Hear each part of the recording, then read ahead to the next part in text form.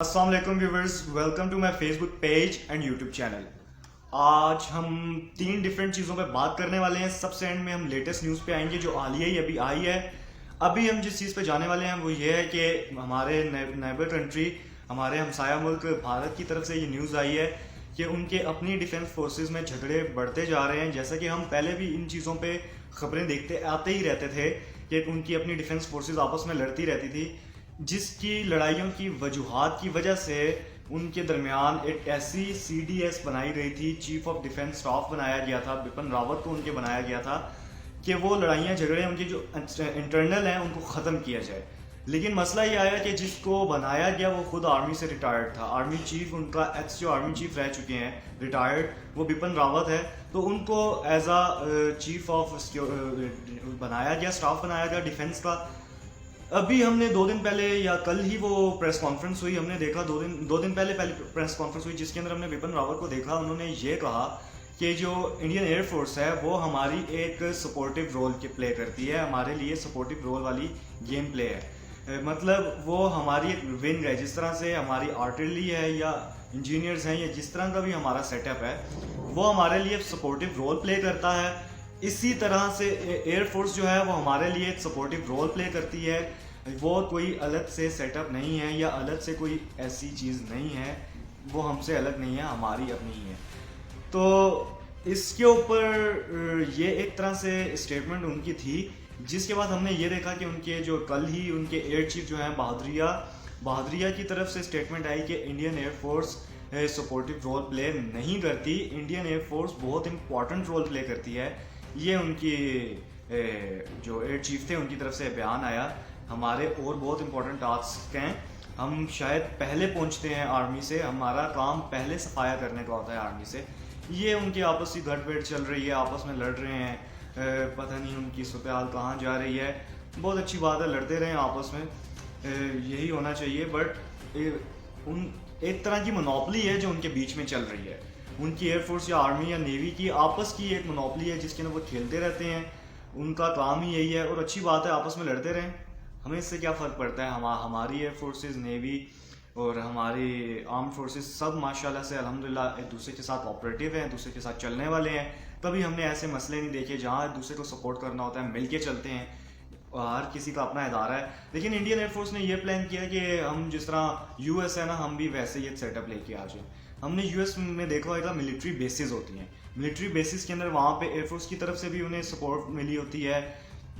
अगर naval side है तो वहाँ पे एयरफोर्स नेवी मिलके कर रहे होते हैं, और एयर मिलिट्री बेस है तो आर्म फोर्स जो है जिसके अंदर ग्राउंड फोर्स है और एयर फोर्स है वो दोनों मिलकर काम करते हैं।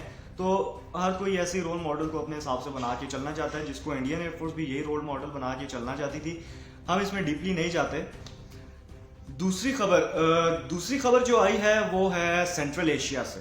सेंट्रल एशिया में हुआ क्या है, हमने देखा कि पाकिस्तान के जो वज़ीर आज़म इमरान खान साहब थे उन्होंने एब्सोल्युटली नो कह दिया अमेरिका को एब्सोल्युटली नो कहा गया। तो मैंने आपको शुरू में ही वीडियोस के शुरू में ही ये बताया था जब ये मसला खड़ा हुआ कि जो हमारे नेबर कंट्रीज हैं, हमसाया ममालिक हैं, उनमें से कोई भी US को मिलिट्री बेसिस नहीं प्रोवाइड करने वाला। ये तो फैक्ट है। क्यों? ईरान से आपने सेंक्शंस लगाई हैं, ईरान तो आपको कभी भी बेसिस प्रोवाइड नहीं करेगा। और चाइना तो सुपर पावर है, वो तो इंशाल्लाह अगर अल्लाह ताला ने उनको पावर दी तो वो आपको सरपास करने वाले हैं आगे आने वाले वक्त में। इंडिया न्यूट्रल रहता है इस मसले में, वो अलग बात है। इंडिया अब आपको ज़्यादा सपोर्ट करने लग पड़ा है US को, बट इंडिया न्यूट्रल रहता है। इंडिया कभी भी आपको प्रोवाइड नहीं करेगा बेसिस। फिर अफगानिस्तान से आप वैसे निकल रहे हैं, ले दे के बचता है पाकिस्तान ने मना कर दिया। तो अब आपके पास ऑप्शंस क्या हैं? आपके पास ऑप्शन है ताजिकिस्तान और उज़्बेकिस्तान जैसे सेंट्रल एशियन कंट्रीज जो अफगानिस्तान के साथ है।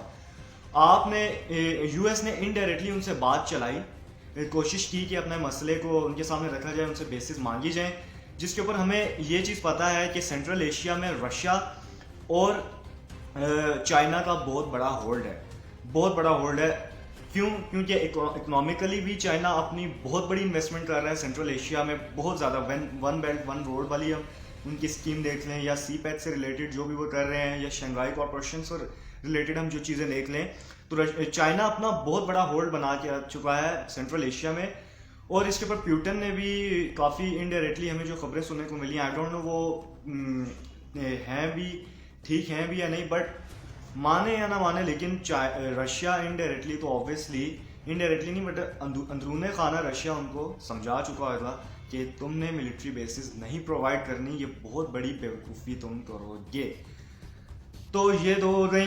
अब जो आखिरी जो मैंने आपको शुरू में बताया था जो बहुत इंपॉर्टेंट खबर थी, आज हमारी अभी थोड़ी देर पहले हमारे जो मोहित यूसुफ साहब हैं, उन्होंने प्रेस कॉन्फ्रेंस की है हमारे वज़ीर इत्तलात के साथ फवाद चौधरी साहब के साथ मिलकर, जिसके अंदर उन्होंने जो लाहौर में ब्लास्ट हुआ था जौहर टाउन के अंदर, उससे रिलेटेड बात की।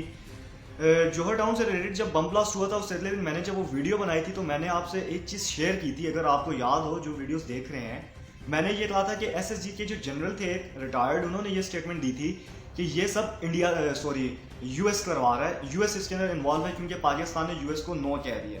जिसके ऊपर मैंने ये खुद कहा था कि आपका तजर्बा एक जगह पे, बट मेरे ख्याल से मैं ये सोचता हूँ कि इसके अंदर यूएस इन्वॉल्व नहीं है, इसके अंदर मेरे ख्याल से इंडिया इन्वॉल्व है। ये मैंने उस टाइम कहा था। फिर हमें ये पता चला कि एक जो सिटीज़न जो पकड़ा गया जो इसके अंदर इन्वॉल्व था वो यूएस सिटीज़न है। तो इससे मुझे मेरे दोस्तों ने काफ़ी मैसेज भी किया कि भाई तुम तो ये कह रहे थे, ये तो यहाँ पे सिटीज़न अमेरिका निकल आया, तुम्हारी तो वीडियो गलत हो गई।